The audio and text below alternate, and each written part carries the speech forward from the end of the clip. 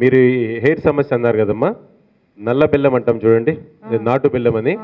నాటు బెల్లాన్ని గ్లాసులో నీళ్లు పోసి సగం వరకు అది నానబెట్టి దాన్ని స్కాల్ప్కి పట్టించండి.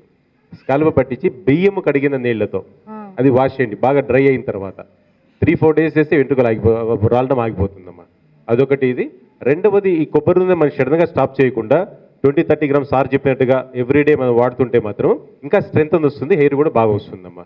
మేము ఆల్రెడీ చేసి చూసి చెప్తున్నాం మీకు. ఇది యూ కెన్ ట్రై దట్.